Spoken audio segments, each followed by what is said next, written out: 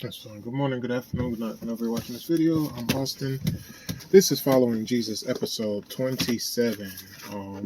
We are on episode 27. We are on Matthew chapter 24 in this episode, and I believe this is going to be a long chapter, if I'm not mistaken. Yes, it is. So I'm not going to say much because I know myself. If I start saying something, next thing you know, we're going somewhere else. So, yeah, if you don't know what following Jesus is, we're reading from Matthew chapter. We started at Matthew chapter 3. We're trying to get to the end of the Bible. I try to do these videos on the weekdays, and then on the weekends I just do something random, just to be able to consistently push out videos for you guys to know that I'm still here. But again, we're on Matthew 24. Matthew 23, Jesus was speaking to the Pharisees and scribes and just letting them know they were a bunch of hypocrites, basically. As usual, and we spoke about how that relates to us today, how we have the same type of behaviors of the scribes and Pharisees. That behavior is still being repeated today. And he ended up telling them, they tried to, at first they tried to, what they tried to do, they tried to flatter him and say certain things about him to get him to slip up in his words or whatever. And, Jesus knew their hearts or whatever, so he just got tired of them, told them about their stuff, and left. And that leads us to chapter 24.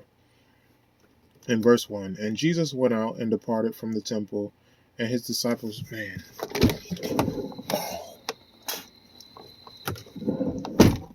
And Jesus went out and departed from the temple, and his disciples came to show him the buildings of the temple.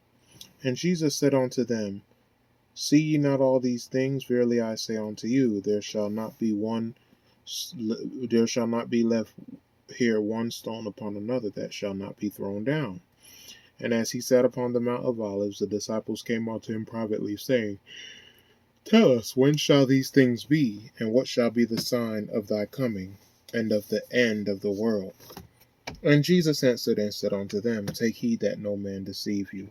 Now Jesus is about to talk about the end of the world, which a lot of people are talking about today due to the state of the instability in the Middle East and really the instability around the world right now. The world is very unstable if you're actually paying attention to what's going on, and instead of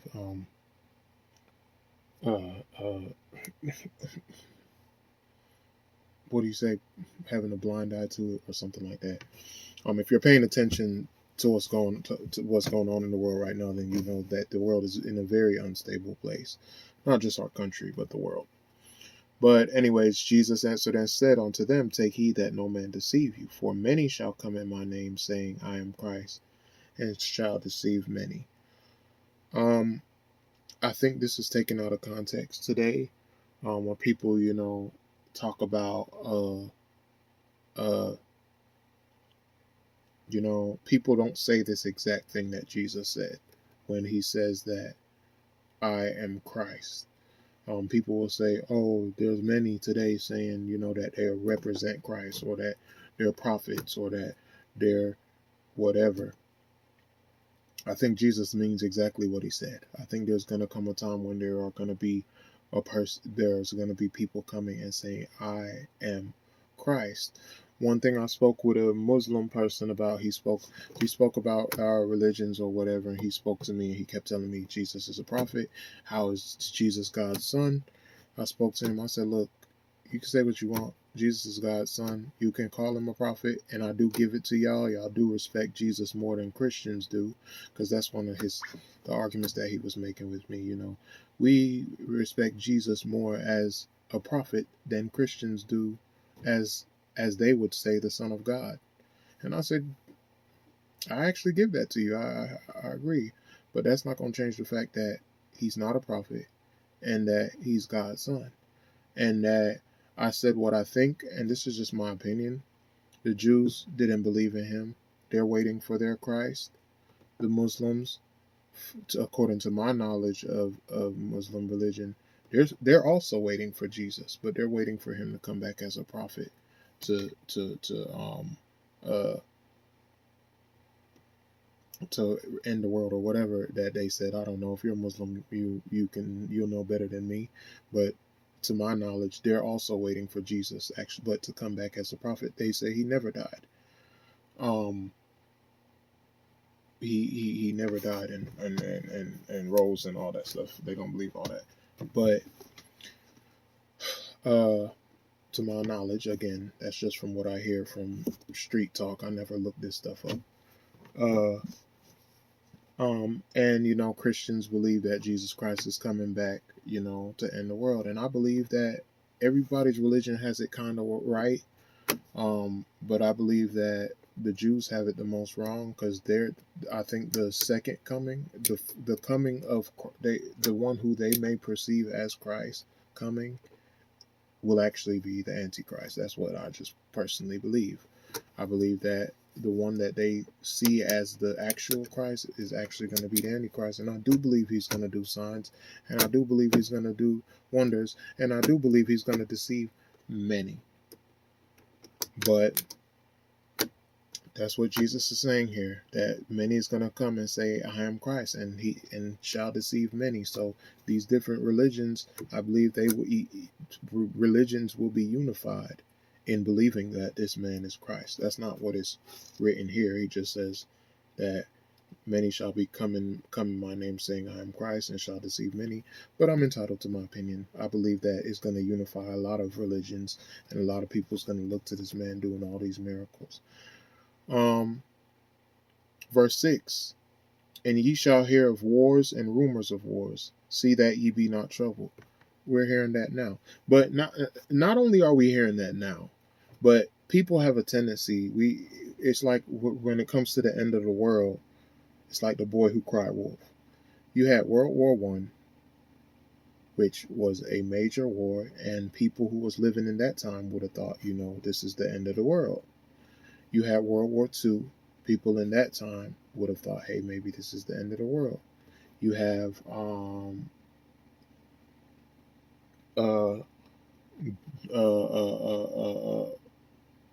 Napoleon trying to take over, the world at one point. Alexander the Great. All these wars, these major world wars, where people tried to essentially take over the world, control the world.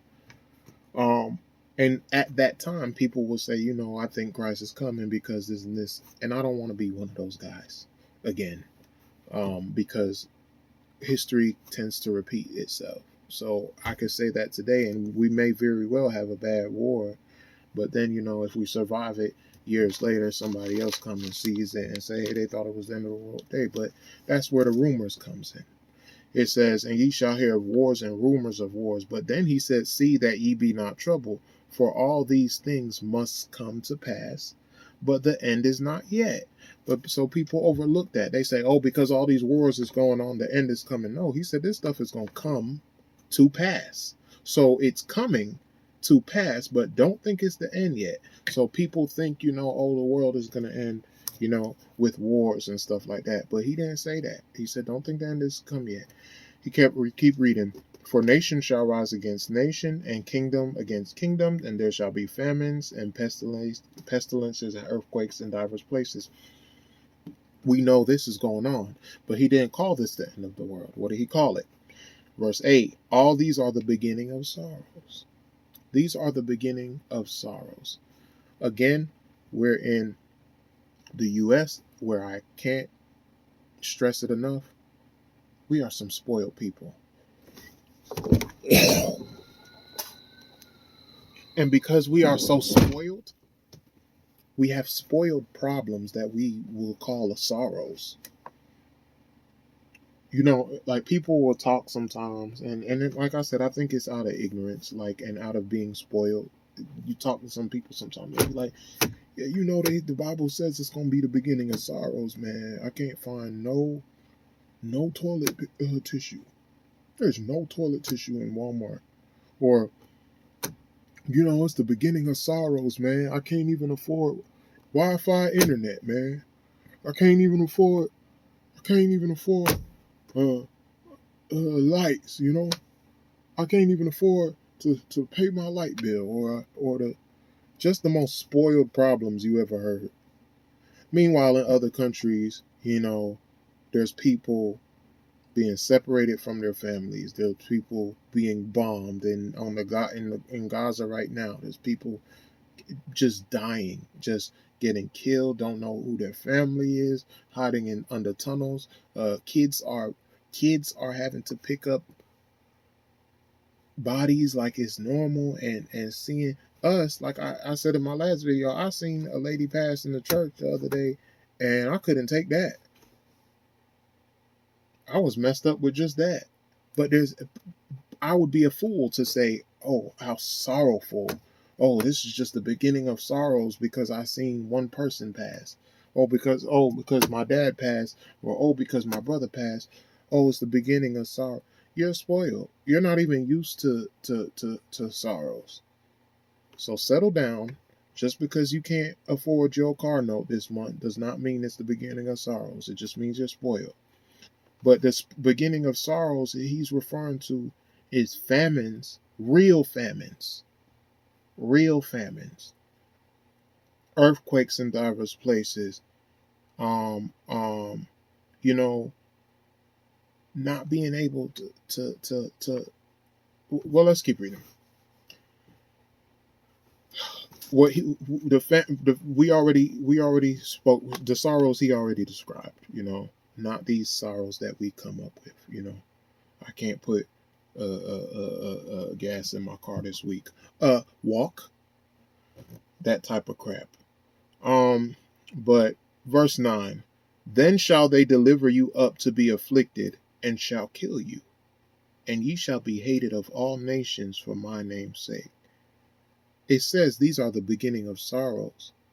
After the beginning of sorrows, then they're going to start delivering you up to be afflicted, and shall kill you, and ye shall be hated of all nations for my name's sake.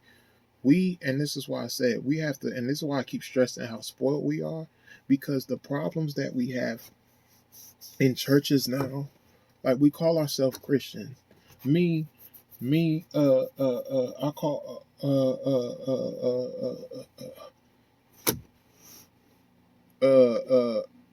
for example, I had someone apologize to me in church over something that I felt like was really small. Now, let's say just over the weekend, let's say I really took that out of proportion. And I'm just like, oh my God, they did this and that and that. I told them straight up, I am not about to fall out with you over something so stupid. You got the wrong person. I'm trying to, especially after somebody just passed, and you think I'm going to be stressed over. Listen, we can't handle small crap, small stuff. When you look at the state of the church, look at why people stop going to church. I'm not going to church no more because this person is talking about me.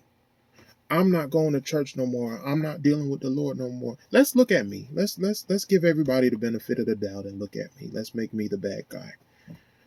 I felt so bad the other day when that lady passed in the church. I got to a point where I'm just like, I don't feel like going to church. Like, I want to go home. Like, I don't feel like the Lord is answering prayer. I don't feel like there's over one lady passing. Imagine having faith in these areas in the Middle East. It showed me my faith is not strong enough, period, to make it. It's not strong enough to make it in these times that Jesus is talking about. And we have to get to that point. We don't even have strong enough faith to make it past somebody talking about us behind our back. We don't go to church no more. I don't want to go to church no more because they want me to dress this way. I'm done with church because I'm church hurt. What you church hurt about? I'm church hurt because, the pastor got up there and said something about me. While there's other people who's in the church and they still in the church when they done got molested by pastors, when they done got touched by pastors, when they done got all this stuff going on. We have to be at a point where we are strong, where we are legit strong enough to be able to endure verse 9. And then shall they deliver you up to be afflicted and shall kill you, and ye shall be hated of all nations for my name's sake. People are upset with me, and I know it at this point, because I'm making videos.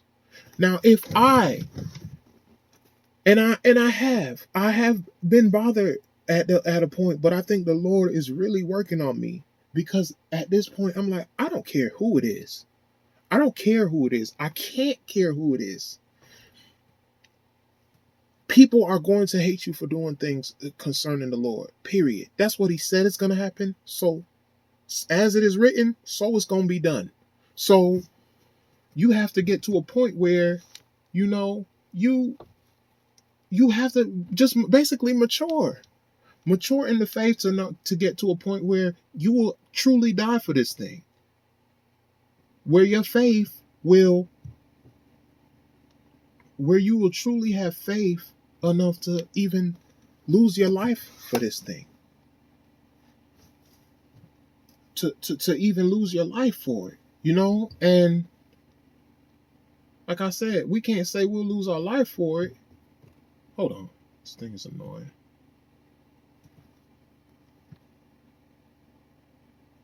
We can't say we'll lose our life for it if we can't take the smallest stuff.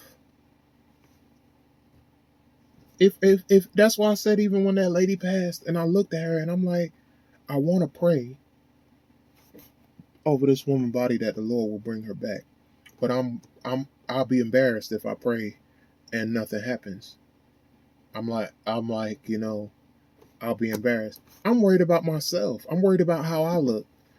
My faith is tested by my own pride, or by my own my faith is tested by my own pride, or by my own what's the word? I'll just say image. Because I don't want to look a certain way. You're not going to make it. You're not going to make it. You're not going to make it. If you can't stand up for a friend who's doing the right thing, and if your friend is doing the right thing, let's put it this way. When they came to Peter denied Jesus 3 times. Peter denied Jesus 3 times, said, look, I don't know who. We saw you with him. You saw me? Me? That must have been my twin brother. Y'all didn't know I had a twin? He in Damascus somewhere. Y'all go find my twin. He's flipped. And he knew Jesus. He knew Jesus, and they suffered a lot. He was sitting there fishing, and Jesus said, come follow me. And he just followed. He just got up and went. And that faithfulness, the guy who just got up and stopped what he was doing and followed some strange man, denied him. What do you think the guy that can't even go to church because he want to watch his football game gonna do? Jesus told him to get up and follow me, and he said, no.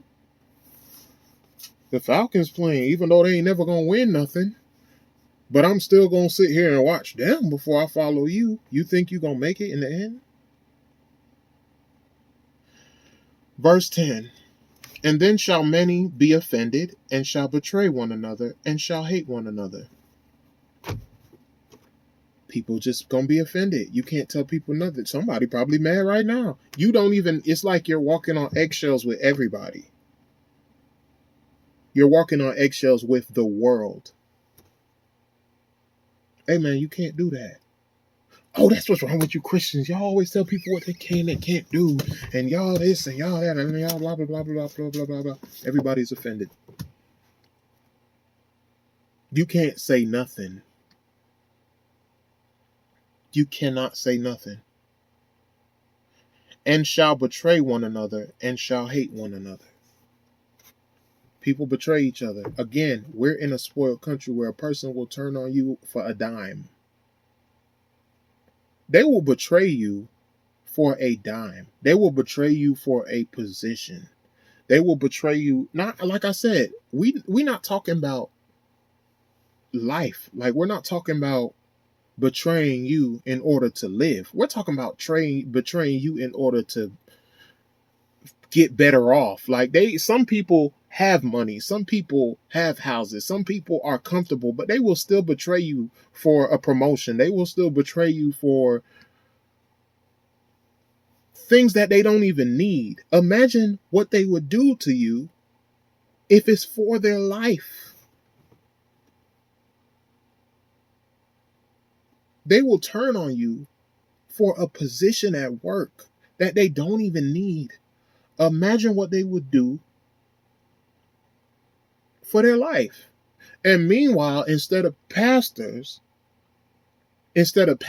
talking about this stuff that really needs to be worked on so that we don't fall in the end, he talking some crap.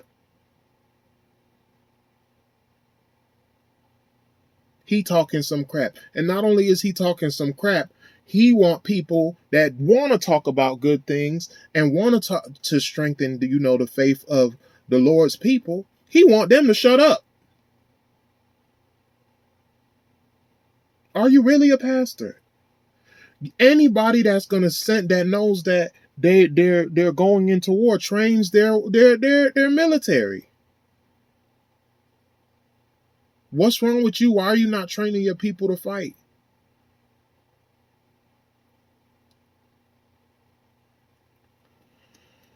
And I'm not talking about going out there and fight. I mean fighting as in being able to endure, being able to they got hell week in certain sects of the military, or certain I don't know much about the military, but they got hell week and stuff like that where they teach you how to handle different conditions.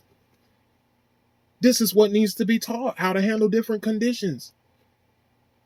Encourage that person. Don't leave the church because of this. In the last days, worse is going to happen to you. They're not going to just say nothing about you. They're going to be looking to kill you. Cancel culture. They're not just going to say nothing about you. They're going to say, ain't you that dude on TikTok that was talking that crap? They're going to cancel you. They're going to tell you, oh, you can't work here. And what you going to do for the job? That's happened to me too. My faith was tested and I failed. And that's why I said sometimes I'm hard on myself, because I could see where I failed. My faith was tested on the job because my conscience telling me, don't do this. You a boss. I was a manager at the time. And there's certain things that they wanted me to do. And my conscience telling me, don't do this. That's not right. And I'm like, well, I never had a salary job before, and I'm going to do this and that. And I regret some of those decisions that I made. And it showed me again, you can't make it. You cannot make it, and you won't make it in this last time. Be honest with yourself. You can't go 5 minutes you can't wait at a counter. You can't wait at a counter too long without getting upset. You can't wait in traffic without getting upset. You can't stay in church. Everything makes you leave church. Everything makes you leave a marriage. I can't, it's just not long suffering. Matter of fact, one of the fruit of the Spirit is long suffering. Love, joy, peace, long suffering, gentleness, goodness, faith, meekness, temperance. Long suffering is one of them. You got to have the Spirit so you could work on that long suffering. Like, you have to be able to suffer some stuff. Can't even handle marriage. But again, many's going to be offended, many's going to betray one another, and many's going to hate one another. And many false prophets shall rise and shall deceive many. Many false prophets shall rise. prophet is a person who comes in the name of the Lord and says, this thus saith the Lord. Some people, I think, mistake this for teachers. A person who picks up the Bible and who's teaching. Me personally, as a person who's not come saying that I'm coming in the name of the Lord sent me on something, I don't see nothing wrong with a person coming and, reading the word and trying to teach somebody, as long as they're not saying thus saith the Lord when the Lord didn't say it. It's just like a person reading the Bible. But a prophet is a person who comes in the name of the Lord and says, oh, wait a minute. I've given examples in my past videos. The Lord said it's $500 more in the house. The Lord said somebody's going to get a car. The Lord said somebody's going to get a boat. The Lord said this. The Lord said, girl, you going to be a preacher one day. The Lord said, sir, you going to be a this one day. The Lord.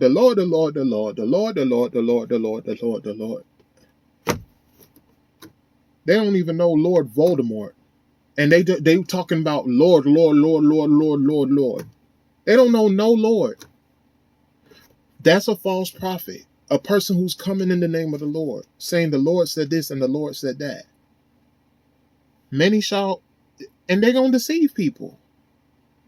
We're in an age where it's very, you can't really believe you can't believe nothing. We're in an age now where I can do this video and someone can take all my videos and make me give a whole speech that I never gave. Do you know how scary that is? Someone can take my videos, compile them, and make me do a whole speech that I never gave that says something completely off from what I'm saying in these days. And can deceive people like that. And false prophets, they do that. They take the Bible and they say something completely off. Oh, this is what the Lord is saying. And it's not like the Lord. Some of these things is not like the Lord at all. Something is biting me, or something bit me at that. I was at a hotel and I'm starting to think something bit me at that hotel because I got bumps all over me, like bites. But anyways, 12, and because iniquity shall abound, the love of many shall wax cold. Because iniquity, meaning worldly stuff, meaning things that sin shall abound, the love of many shall wax cold. We see that people don't have real love. People now have situational love. I already spoke to you. I already spoke in the video, I think in the last video, about this love language crap and how I'm starting to realize it's really crap. It's getting people to not do what the Bible said. The Bible says to love your neighbor as thyself. And it's literally telling you the opposite. Love them as you would love them in a way that would make them feel loved. Because feelings are not true. So you can deceive a person through this love language crap. No, love them as you would love yourself. Look, if I'm sick, I want my wife to take care of me. So I love her. When I am angry with my wife, I say, girl, take this food. You're going to eat today. I say, girl, ooh, you say you what? You hurt? Let's go to the doctor. And I do all that mad because I don't want nothing wrong with it. At the end of the day, even though I'm mad, even though I'm upset, I love her. And that shows. But if that doesn't happen to me, I'm sick and she angry and she don't want to get me food and she don't want to take me to the doctor, that's not the way I would love her. And that's not the way Christ loved the church. And that's not the way I would love her. The Bible says that the man should love his wife as Christ hath loved the church. Christ, in the Bible, when we read in Matthew chapter 6, 7, 5, 6, 7, one of them, when he was doing the Sermon on the Mount, he said that the Lord caused rain to fall on the just and the unjust. On both. So how do you love someone when you picking and choosing who to do good to? That's not the love of Christ. He caused rain to fall on the just and the unjust. You could look at some people and say, Lord, why are they rich? Lord, why are they taken care of? Lord, why are they not under a bridge? Lord, why do you take care of them? And he's like, I take care of all of them. But we don't do that. The love of many shall wax cold. People could look at certain things, and because we're selfish, because we're self-centered, we look at ourselves more than people sit here and think you so selfless. Oh, I give to the poor. It's true selflessness I have not seen in a long time. A person may say, oh, I give to the poor. I'm so selfless because I give to the poor. In the Bible, there was a woman who gave her last. Jesus said, which one of these women people gave the most? And they said, the woman who gave the last all that she had because she gave her last. A lot of people don't give like that today because they'll go and they'll give to the poor and they'll brag about it. Oh, I give to the poor. Will you switch with them? Excuse me? You gave them $50 because you knew you had a job and you knew you're going to get that $50 back. Okay? You gave them a blanket because you're going to go home in the warm, so you don't need that blanket. So my question is, when you give them the blanket, when you give them the $50, would you then stop what you're doing and switch with them and let them go back home in your car and let them go back home to your house and let them turn the heat on, and you keep that same blanket and $50 that you kept saying you did so well with? And if you did well, you should be fine with it, right? True selflessness is not really as easy as people make it seem to attain. Your child is drowning versus somebody else's child is drowning. Whose child you jumping in to save?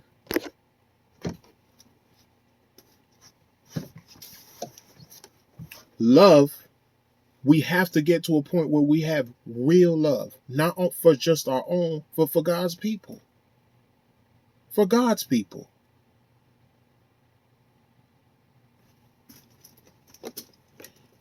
We don't, for all people, really. It says the love of many shall wax cold. People don't love no more. They'll kill you over the things that they love. The things that they love, they don't value life. They value animals. They'll value animals. They'll value stuff. Kids killing people, killing their parents over a video game. People fighting and killing over stupid material stuff. And we think we're ready for the last days. We're not even ready for a war in this country. We're not even ready for it. We can't. Our minds can't even think like that. Nonetheless, being in the church and we're not ready.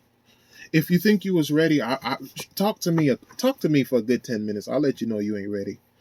Just be like the rich man who said, all these have I kept from my youth up. All right. Okay. You ready? Verse 13, but he that endures to the end, the same shall be saved. That's the goal. You have to teach people to endure to the end. You have to try to endure to the end. You have to make it. Don't give up. Do not give up on the Lord because you've seen death.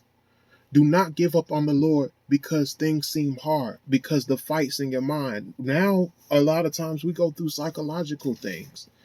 There are certain things people go through that they will never tell you.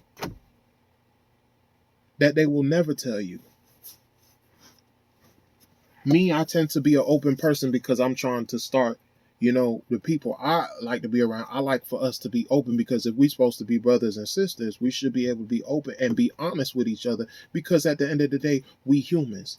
And like if we was all dogs, then we know all dogs bark. When we bark, we don't sit here and look at another person the wrong way because they bark. Even if we domesticated dog, we don't bark, we don't pee in the house. We don't bark, we don't pee in the house, but we know we used to be there. We don't bark, we don't pee in the house, we don't jump on couches, we don't mark our territory. Why? Because a person came and changed us. And the only reason we are the way we are is because we have an owner. We have an owner that claims us. We have an owner that claims us and that has domesticated us with their own spirit. Because they don't pee wherever they want. They don't just do certain things. So now we are actually conforming to their ways. But even though we're conforming to our owner's ways, we can still identify with other dogs and say, I understand. I understand why you bark. I understand why that dog gets in heat, why you act like that. I understand. And all I can do is, I'm a dog too. So if it wasn't for my owner, I'd be right next to you doing the same thing. I'm not going to sit here and try to make myself seem a little bit better than you, because no, I'm a dog too, and I understand, and I would be doing the same thing if it wasn't for my owner. But at the end of the day, because I have an owner, if somebody come and call animal control, if somebody comes and call animal control to take me where there shall be weeping and gnashing of teeth, I know my owner's going to say, that one with the collar, you could take all these, but that one with the collar, that's not a wild dog. That's my dog. And my dog, I train to do such and such and such and such a thing. So you can get the rest of these dogs, but don't touch none of my dogs. But that dog will still be able to look at them other dogs and say, I'm so sorry, but y'all going to the pound. I'm so sorry. I'm sorry. I identify, understand, but you should have, you had the opportunity to get with the owner who will intercede for you in that situation. But I don't know how I got on that. Oh, I said you have to endure to the end. You have to be able to endure the hardship of that owner. I want to pee in the house, but I can't do it. I can't do it. I want to, and again, intercede for you. You mess up, I do pee in the house one time. That's not going to mean the owner's just going to sit here and let me go to the pound when the pound comes. The owner's still going to say, look, this is my dog. I've been training this dog. I've been working with this dog. This ain't no wild dog. He got instincts like those other dogs. He barked like those other dogs. When dogs go in heat, he act a certain way around the things. But because I was with him, he knows how to control himself. All you have to do is endure the hardship of the owner. Endure them whoopings when that owner say, didn't I tell you not to bite this other dog? Or didn't I tell you not to go in this room? Or didn't I tell you not to pee on the floor? Didn't I tell you not to poop? And he chastised you. You endure that until the end, so that when the end comes, and Jesus said in the previous scriptures where he said that the angels gonna round all of them up. The angels gonna round all of them up, and the tears is gonna go get thrown in the fire. You endure to that part.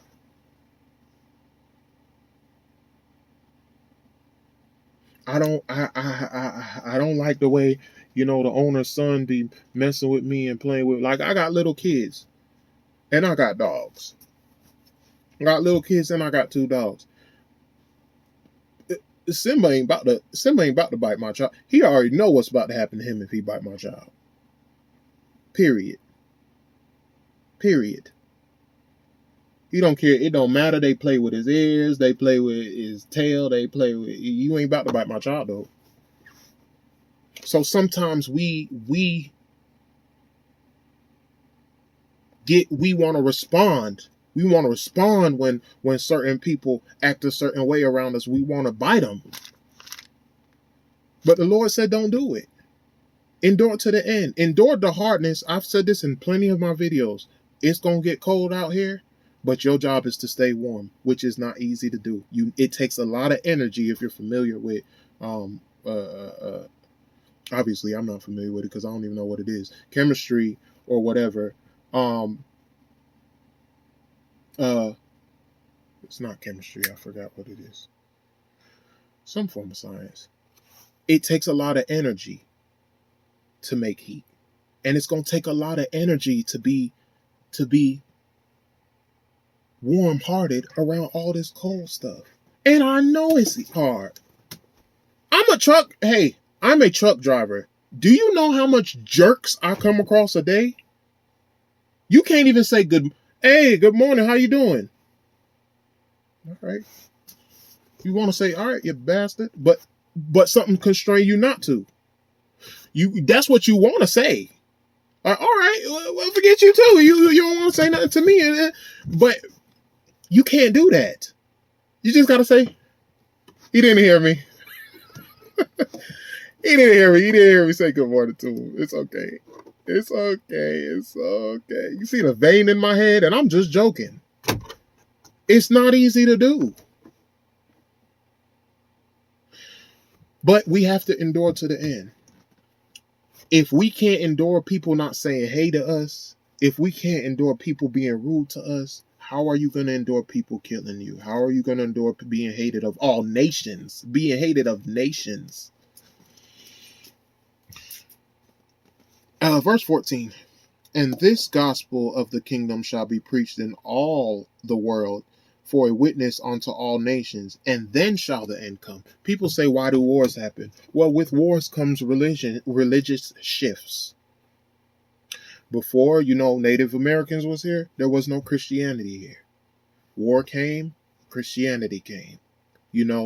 As war happens, ideas are exchanged during wars. It says that as war happens, ideas are exchanged during wars. Beliefs are exchanged. So as wars happen, the gospel is going to be spreaded. Whoa, we are not making it past this. There's no way. So this is going to be a 2-part video. And to be honest, I'm not even going to do the 2-part video because I'm at 41 minutes. I am tired. And I have to make sure I wake up in the morning. So I'm going to, 1 second. Yeah, I'm going to find a cutting point. Give me 1 second. Let me read this. I should have just read this before I started the video. I'm going to find a cutting point.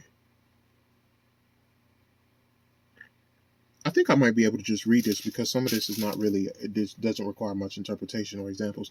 Verse 15, when you therefore shall see the abomination of desolation spoken of by Daniel the prophet, stand in the holy place. Whoso readeth, let him understand. I read it. I don't understand. I think Daniel is talking about, if you go to the book of Daniel, it talks about the abomination of desolation. I'm not sure what it is, but I do believe at that time, man, is this video messed up with the color?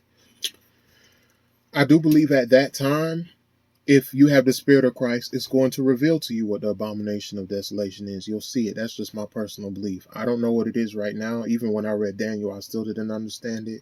If someone knows, and that's why I said it's important for us as Christians to talk to each other about this stuff. And it seems like even the church is trying to get you to shut up.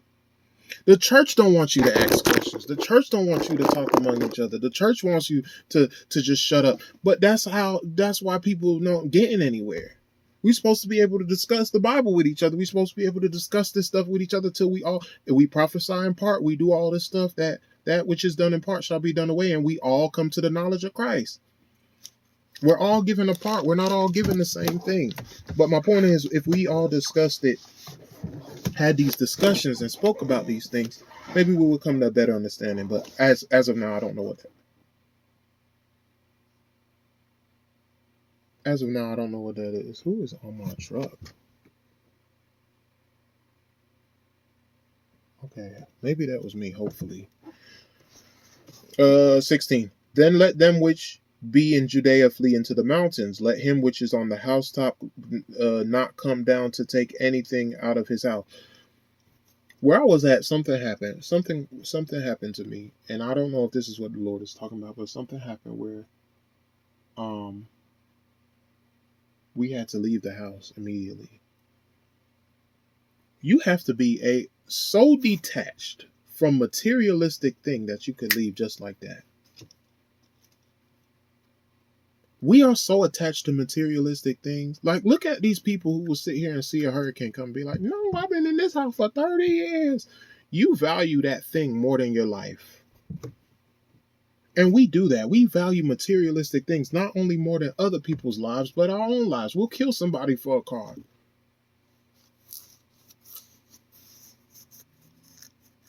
A person come scrape my car or tap my car, and they terrified. Somebody come next to me, park next to me, and they open the car door and hit my car, and you can see it in their eyes.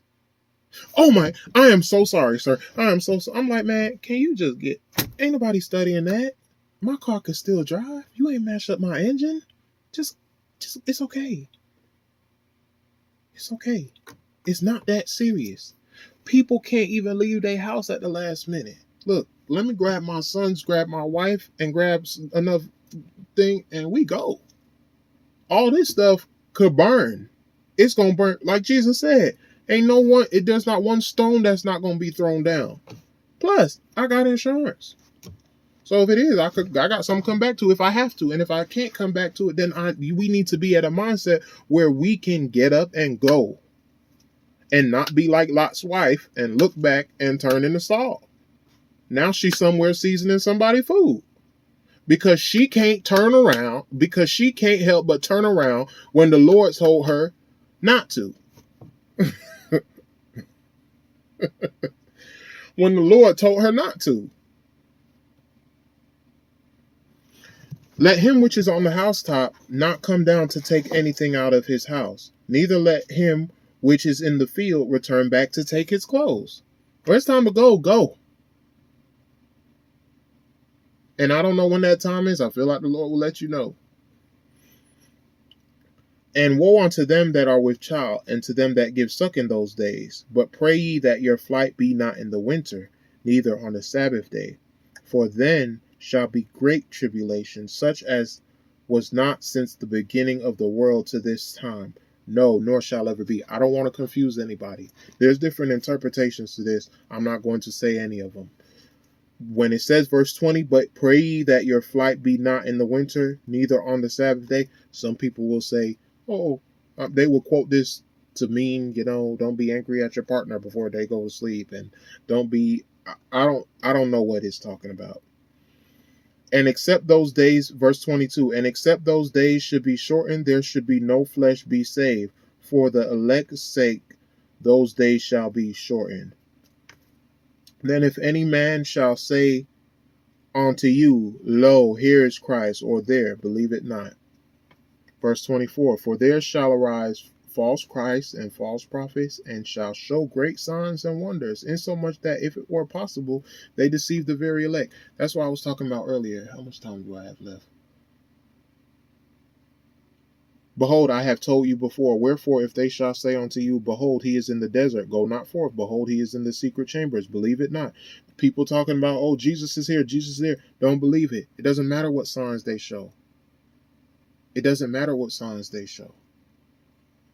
And again, think about it. If people sit here, you can't even believe that a woman wasn't sent to preach. You can't even believe that a person who sits here, some people get here on TikTok. I died last week. And I seen, and I don't think, some of them might be telling the truth, but they might be misinterpreted. But, some people say I died and I seen Jesus. And Jesus grabbed me by the hand and he said, come, let me show you a thing. And he showed me. My cousin was in heaven with me. My auntie was in heaven with me. And, there was no hell. Like things that don't line up with the Bible. And we believe that crap.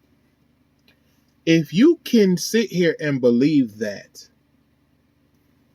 stuff that don't line up with the Bible, you think you're going to be able to not be deceived by someone who's showing you, who's raising people from the dead, who's showing you great signs and wonders, who's doing signs and wonders that Jesus did, and you have to believe in someone who you've never seen versus someone who's right in front of your face? The only thing that you have to believe off, the only thing that you have to go off of concerning the real Jesus is what he said. There shall no sign be given in this wicked generation, save that the Son of Man was raised 3 days. After that, I ain't doing no more signs. And you ain't never seen it. And he said, y'all see, but blessed are they who see not and still believe. You have to have faith enough to see a person do signs and wonders and believe the one that you ain't never saw. And all the only thing that you have is that he told you so. That's all you have to go by. He told you so. He told you this was going to happen. Either you believe it or you don't.